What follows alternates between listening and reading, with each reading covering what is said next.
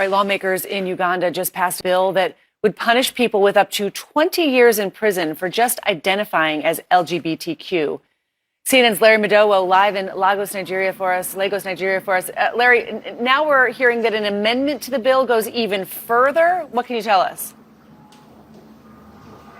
Christine, that is right. Lawmakers in Uganda passed this anti-homosexuality bill that defines a life sentence for anybody convicted of the crime of homosexuality. For the offense of aggravated homosexuality, that would be a death penalty.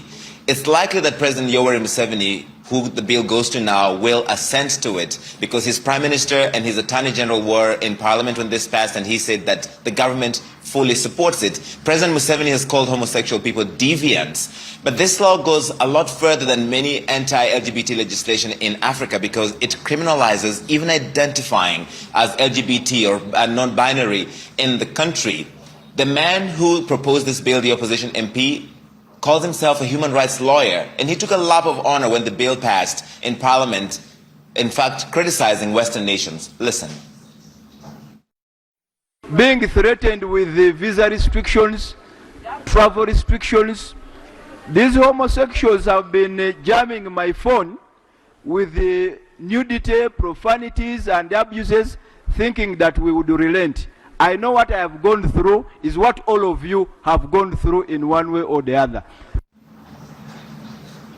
Ugandan lawmakers say they're protecting traditional family values. If that sounds familiar, it's because a lot of the lobbying around these anti-LGBT legislation in Africa, including in Uganda, is sponsored and supported by US conservative Christian groups. They have previously worked on similar legislation in Ghana, in Uganda, and other parts of the continent.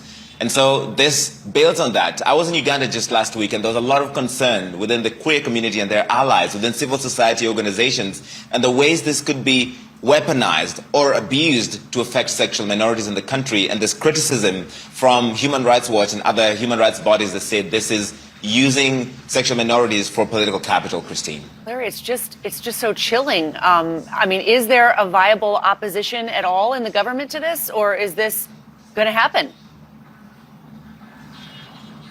It looks very likely, Christine, that this will happen because this was a bill by an opposition MP that had bipartisan support. People from the government, including the Prime Minister and the AG, said, we support this. It will likely get contested in court, but it's unlikely to stand.